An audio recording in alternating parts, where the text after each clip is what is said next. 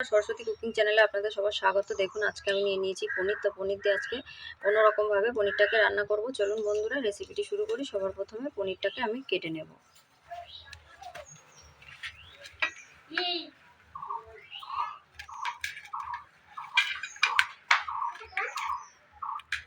এরকম করে পনিরটাকে আমি কেটে নেব। এখন সমস্ত পনিরটাকে আমি টুকরো করে নিয়েছি। এবার রান্নার দিকে চলে যাব। তো দেখুন এখানে উনান ধরিয়ে দিয়েছি আর উনানে বসিয়ে দিয়েছি কড়াই। এবার দিয়ে দেব আমি সর্ষের তেল। এই যে তেলটা গরম হয়ে গেছে, এবার আমি দিয়ে দেব টুকরো করে রাখা পনির।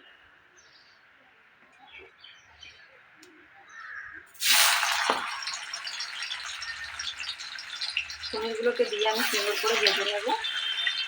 খুব বেশি কিন্তু পনির ভাজা যাবে না, বেশি ভাজলে কিন্তু পনির আবার শক্ত শক্ত হয়ে যায়।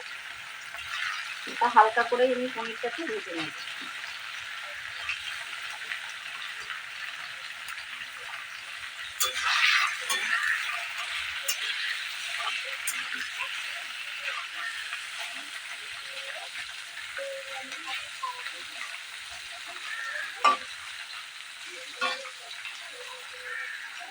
তো দেখুন পনিরটা কিন্তু ভাজা হয়ে গেছে। এবার আমি এটাকে উঠিয়ে নেব।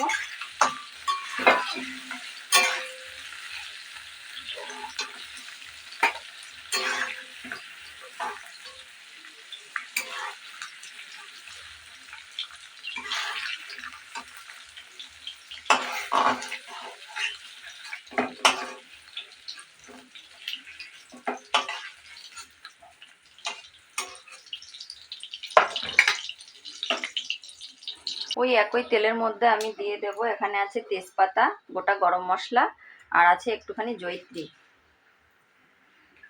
দিয়ে আমি একটুখানি ভেজে নেব। এখানে দেখুন একটা মশলার পেস্ট করে রেখে দিয়েছি। জিরে, আদা, কাঁচা লঙ্কা আর টমেটো পেস্টটা এর ভিতরে দিয়ে দেবো। দিয়ে একটুখানি নাড়িয়ে দেবো। এখানে আমি মশলার বাটিটা ধোয়া জলটাকে কিন্তু এর ভিতরে দিয়ে দেবো।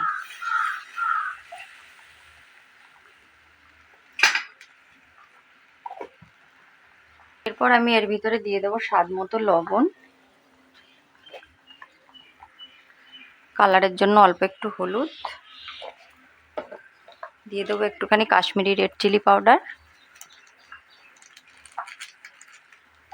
দিয়ে একটুখানি ভালো করে কষিয়ে নেব।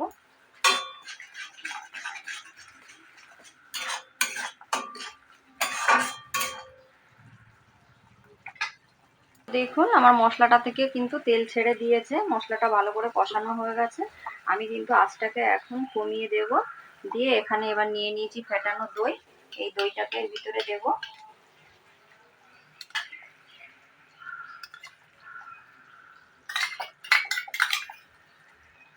আমি আজকে তৈরি করছি দই পনির, সেই জন্য দইয়ের ভাগটা একটু বেশি দিলাম। পনিরটা এই দইটা কিন্তু টক না, ফ্রেশ দই।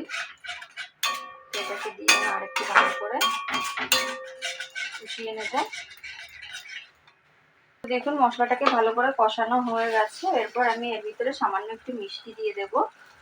দিয়ে আর একটু ভালো করে কষিয়ে নেব। এর থেকে কিন্তু তেলটা ছেড়ে দিয়েছে মশলা থেকে।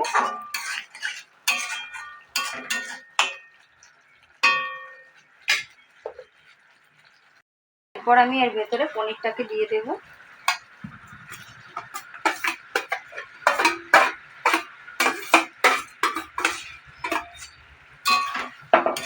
একটুখানি মিশিয়ে নেব।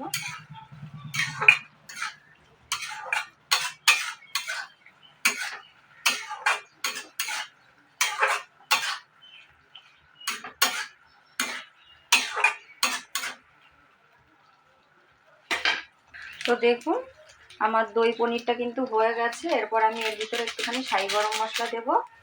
দিয়ে সুন্দর করে মিশিয়ে দেব। দিয়ে নামিয়ে নেব।